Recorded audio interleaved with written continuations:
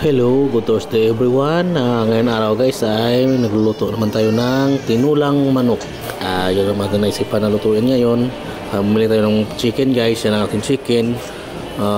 Diyan natin handa rin ng mga pangsahog, luya, bawang, sibuyas, at saka mayroon na tayong tanglad. Ating gulay guys, sayuti at saka dahon ng sili. Yan natin ihalo sa ating tinula yung naghahanda ng mga pangsahog. Yan guys. Hari guys, samahan niyo ako. Tayo ay magsimula na luluto. Magisa-gisa muna tayo ng kanyang mga ingredients. Gisa muna natin yung kanyang luya. Papalambutin natin yan guys para lumabas yung aroma ng ating luya, para pampawala ng lansa ng ating manok. Yan guys. Yan. Pag nandiyan kayo sa video guys, huwag kalimutan like and share and comment para malaman natin kung saan nakakarating ang ating tinulang manok guys. Yan. Lagyan tayo ng sibuyas, bawang.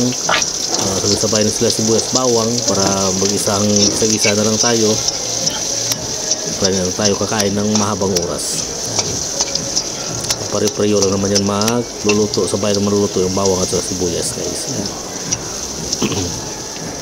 Halo-haloin lang natin hanggang makuha natin yung tamang pagluto ng kanyang at saka lumabas yung kanyang aroma guys. Yan. Medyo naluluto na. Lagay na natin yung ating chicken. Yan, ating chicken guys ay almost 2 kilo natin lutong chicken guys. Payaran natin ng asin para magkaroon na siya ng lasa o siya ng alat. Kaya naglagay rin tayo dyan ng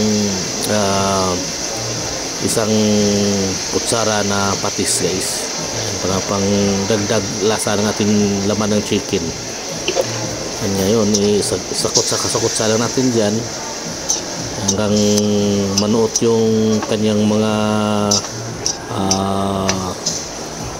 sahog.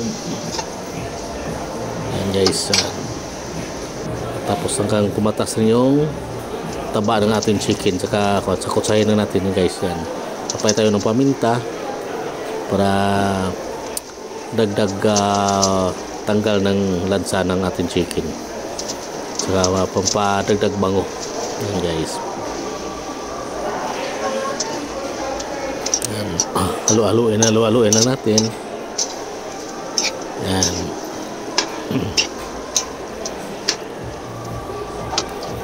Hanggang makuha natin na yung tamang kulay at saka bago natin i-additional ng tubig. Yan. Takpan muna natin para manuot at saka ma-absorb yung kote.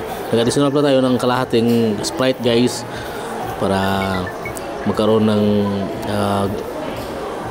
panimbang na panlasa ng kanyang sabaw. Bango at saka manamis-namis ng konti. Ayan. Ganyan ako mag-apply ng pang tinula guys. Yan. Pag-alis na lang ng tubig. Ayan. Tansyahin na lang natin tubig niya. Katama-tama lang din magkakaroon ng sauce yung ating tinula. Pangit naman pag sobrang sabaw na. Yung mga tama lang para hindi naman mawala yung lasa ng ating chicken at saka sabaw nyo guys. Takpan na natin muli. Antayin natin lang kumulo. Guys, nag-additional tayo ng chicken cubes para pandagdag lasa ng ating chicken. Antayin na natin kumulo yan guys.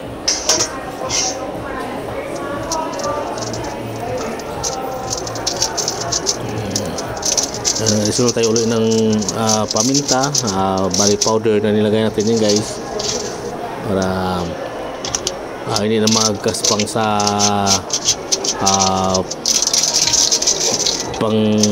bunganga pagka kuha natin yung sabaw guys. Nag-apply na tayo kanina ng crack lang pagsagisa sa una kanina, kaya ngayon pang lasa na sa atin sabaw, powder na paminta nilagay natin. And guys, in-apply na rin natin yung sayuti. Yun natin sayutihan yung 3 piraso, nakayuwa na. Yan, apply natin dyan guys. Ikalat lang natin maigi para maging pantay sa ating niluluto ang kawali. Yan. Ilubog-lubog natin sa tubig para yan. Hintayin na natin na ilang minuto guys para magluto na yung kanyang sayote. Naglagay na tayo ng sili green para dagdag pabango ng ating nilulutong tinula guys. Yung ating tanglad nakababad na rin yan para dagdag rin yung pabango sa ating sabaw. Yan. Kunting mikos-mikos na lang guys. Lapit na itong maluto ang ating chicken tinula. Yan.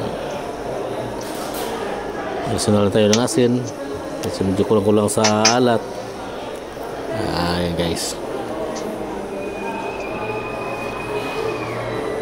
Yan. In-apply na natin yung dahon ng sili guys. Yan. Yan, malapit na itong maluto guys. Abang-abangan na ninyo ay maluluto ng ating chicken tinula. Yan. Konting kinatiyatan natin ating dahon para maging patay na siya. Saka pwede natin patayin ang ating kalan para hindi malata yung ating dahon ng sili guys. Yan. Kinatiyatan natin maigi. Yan. Yan guys. Yan. Malapit na ang ating pagluluto guys. Yan. Makapagbalot na tayo at saka makapagdala na sa ating trabaho. Yan. Hantapan natin saglit guys. Yan. Yan ang ating tunay na kulay ng tinula guys. Guys, thank you and good luck.